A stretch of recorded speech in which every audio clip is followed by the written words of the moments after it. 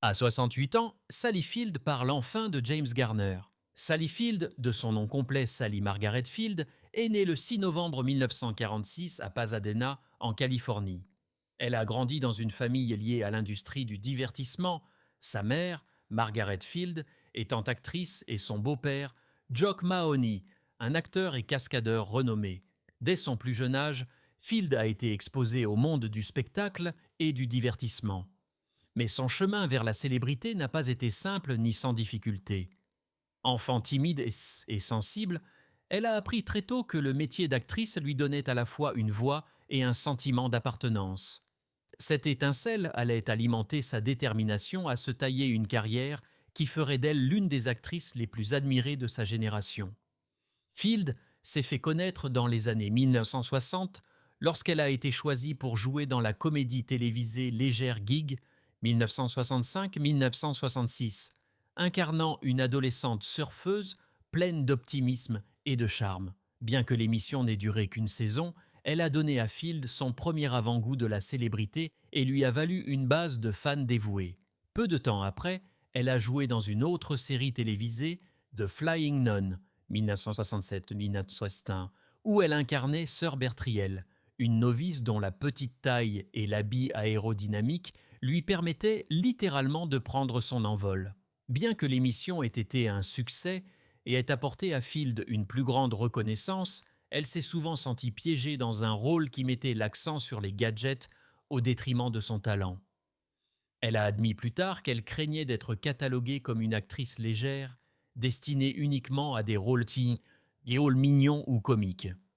Pourtant, ses premiers rôles, bien que limitatifs, lui ont donné une expérience précieuse et la résilience nécessaire pour aller de l'avant lorsque d'autres se seraient contentés de la médiocrité. Déterminée à être prise au sérieux, Sally Field s'est inscrite à des cours d'art dramatique au prestigieux Actors Studio, où elle a étudié sous la direction du légendaire Lee Strasberg. Cette formation s'est avérée transformatrice. Elle lui a donné les outils et la confiance nécessaires pour se réinventer, passant de la comédie télévisée à des rôles dramatiques plus importants. Sa grande percée a eu lieu avec le téléfilm Sibylle, 1976, dans lequel elle incarnait une jeune femme atteinte de troubles de la personnalité multiple. Sa performance a été une révélation tant pour les critiques que pour le public. L'interprétation poignante et profondément empathique de Field a fait taire ceux s'ils l'avaient considérée comme une simple star de sitcom. Elle a remporté un Emmy Award pour ce rôle et avec lui, le respect de l'industrie du divertissement. La fin des années 1970 et les années 1980 ont marqué l'ascension de Field au rang de superstar du cinéma. Elle a fait une transition en douceur vers le cinéma, obtenant un succès critique et commercial avec des films tels que Norma Rae, 1969, dans lequel elle incarnait une ouvrière textile du Sud qui devient organisatrice syndicale. Ce rôle lui a valu un Oscar de la meilleure actrice et a cimenté sa réputation d'interprète hors pair, capable d'incarner des femmes fortes et complexes. Elle a suivi ce triomphe avec une autre performance oscarisée dans Les Saisons du cœur, 1984, où elle incarnait une mère veuve dans le Texas de l'époque de la Grande Dépression qui se bat pour maintenir sa ferme et sa famille unie. Ces films ont mis en évidence sa polyvalence, sa profondeur émotionnelle et son authenticité inébranlable, des qualités qui sont devenues sa marque de fabrique. Au-delà de ses Oscars, la carrière de Sally Field comprend une série de films mémorables. Cours après moi, shérif, où son charme et son sens du timing comique se sont parfaitement accordés avec Burt Reynolds, Potin de femme 1989, dans lequel son interprétation déchirante d'une mère pleurant la perte de sa fille reste l'un des moments les plus mémorables du cinéma moderne. Madame Doubtfire, 1993, où elle a apporté chaleur et humour en tant que mère aimante face à Robin Williams, et Forrest Gump, 1995, où elle a incarné la mère sage et endurante de Gump dans un rôle devenu emblématique. Chaque projet a démontré sa capacité à passer sans heures de la comédie au drame, de la légèreté à l'intensité. En 1996, elle fait ses débuts de réalisatrice avec le téléfilm The Christmas Tree. Dans les années qui suivent, elle réalise un épisode de la mini-série télévisée De la Terre à la Lune et son premier film, Beautiful. Field s'est également épanouie à la télévision tout au long de sa carrière.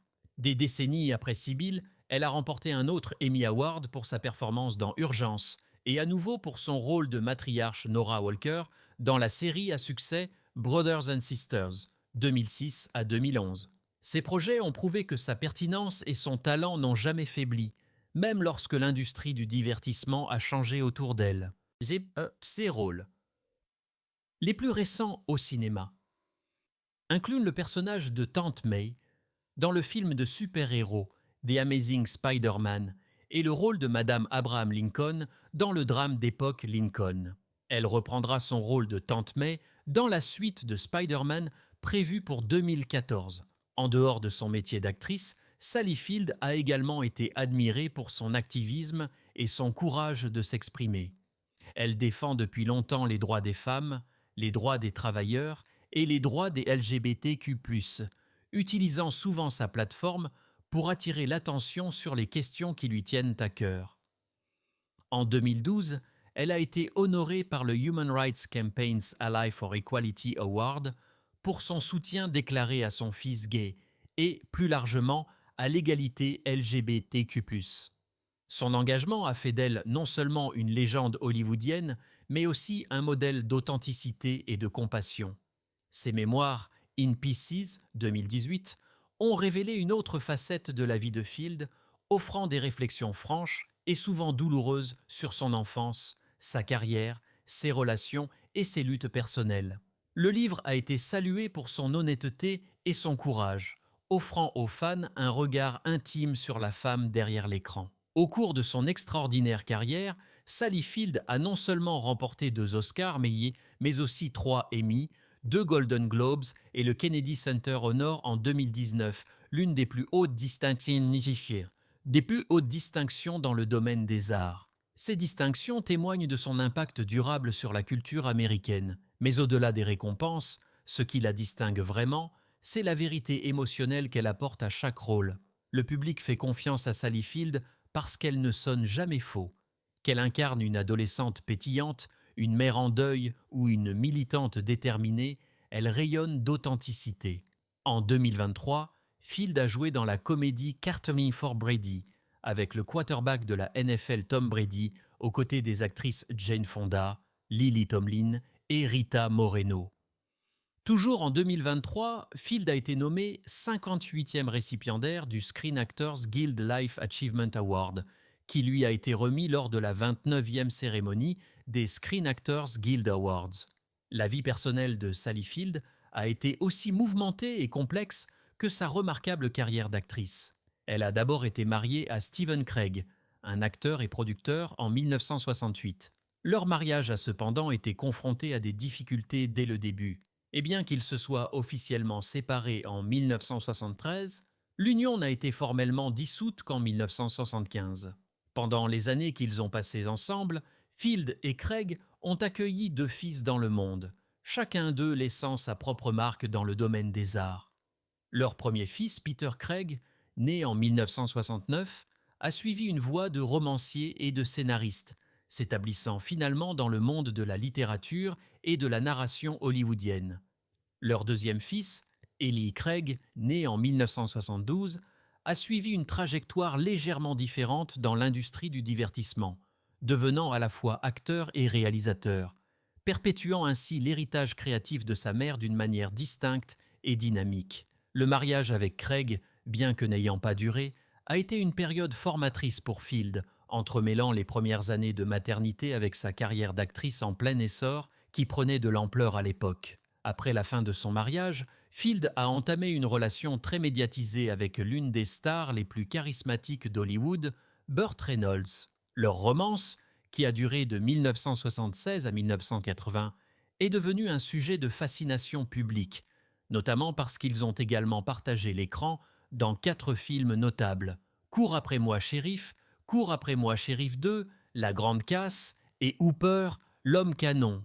L'alchimie qu'ils affichaient à l'écran reflétait leur relation dans la vie réelle, faisant d'eux l'un des couples les plus en vue d'Hollywood à cette époque. Bien que leur relation se soit officiellement terminée en 1980, Field et Reynolds ont continué à se voir par intermittence, naviguant dans les complexités de leur vie personnelle et professionnelle imbriquées.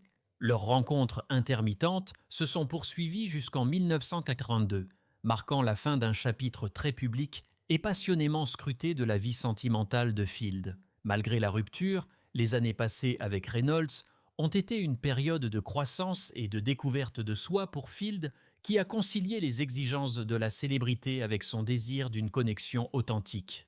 En 1984, Sally Field a franchi une nouvelle étape dans sa vie personnelle en épousant Alan Greisman, un homme d'affaires avec lequel elle partagera une partie importante de sa vie d'adulte. Ensemble, ils ont eu un fils, Sam, né en 1987, ajoutant un troisième enfant à la famille de Field et élargissant encore la portée de son rôle de mère. Ce mariage, bien que rempli d'expériences partagées et de joie liée, il n'y a pas eu liée à l'éducation d'un enfant, s'est finalement terminé par un divorce en 1994. Pourtant, chacune des relations et expériences familiales de Field a contribué à sa compréhension de l'amour, du partenariat et de la parentalité, la façonnant tant personnellement que professionnellement.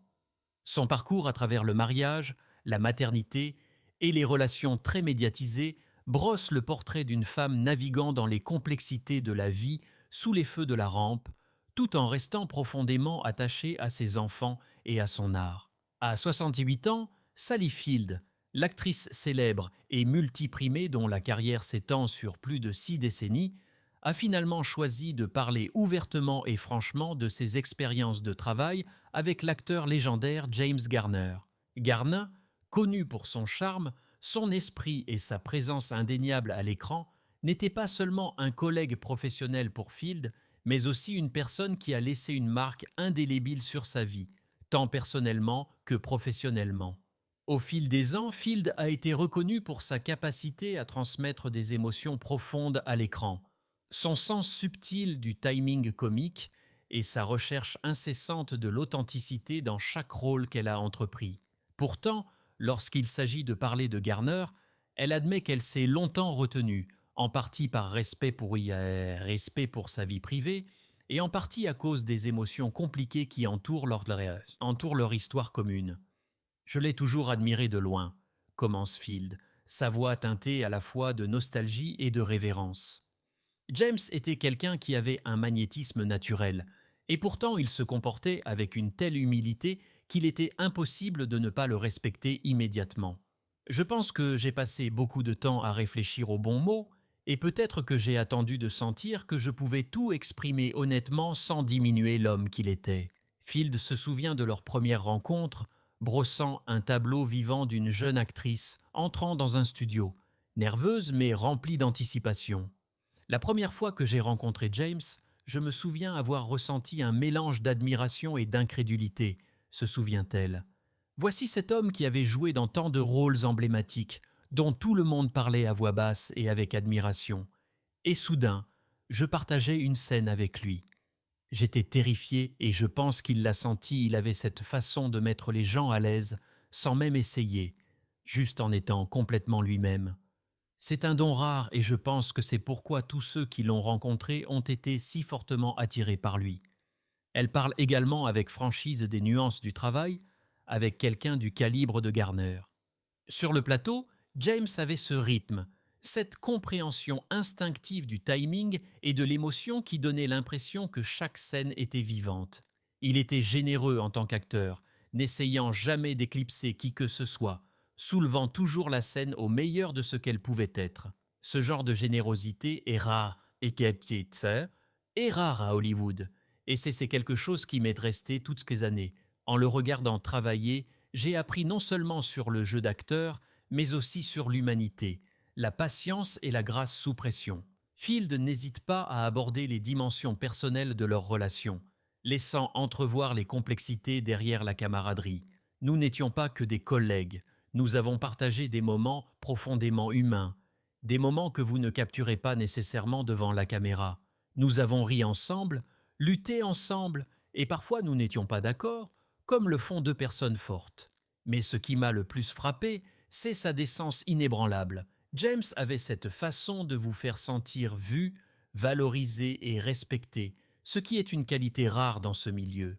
J'y ai souvent pensé et j'ai réalisé qu'une des raisons pour lesquelles j'ai attendu pour parler ouvertement était que sa présence dans ma vie était si significative que je ne voulais pas risquer de la simplifier avec des mots trop tôt. Son admiration pour Garner s'étend au-delà de son excellence professionnelle. James n'était pas seulement un acteur brillant, mais un être humain remarquable. Field souligne qu'il avait cette force tranquille, cette boussole morale qui le guidait de manière inspirante. Dans un monde qui récompense souvent l'apparence au détriment du fond, il est resté ancré, gentil et respectueux des principes. Ces qualités ont fait de lui une joie de travailler avec lui, mais plus important encore, elles ont fait de lui quelqu'un en qui on pouvait avoir confiance et dont on pouvait apprendre. Enfin, Field réfléchit à l'héritage que Garner a laissé derrière lui, à la fois à Hollywood et dans la vie de ceux qui l'ont connu personnellement. Il a touché tant de vies d'une manière qui va bien au-delà du cinéma et de la télévision, dit-elle doucement. Je pense qu'il est facile de se souvenir de lui pour les personnages qu'il a incarnés, mais c'est la façon dont il traitait les gens, le respect poissniestis. L'humour, la générosité qui le définissent vraiment. En parlant de lui maintenant, à ce stade de ma vie, je me sens reconnaissante de l'avoir connu, d'avoir partagé ne serait-ce qu'une fraction du voyage avec lui. James Garner était un talent unique en son genre. Oui, mais plus que cela, c'était un homme remarquable qui a marqué tous ceux qui ont eu la chance de croiser son chemin. Et j'espère que, grâce à mes mots, les gens pourront comprendre un peu mieux la personne extraordinaire qu'il était vraiment. Dans ses réflexions, Sally Field n'honore pas seulement l'héritage durable de James Garner, mais offre également un aperçu profondément personnel de l'influence profonde qu'il a eue sur sa vie.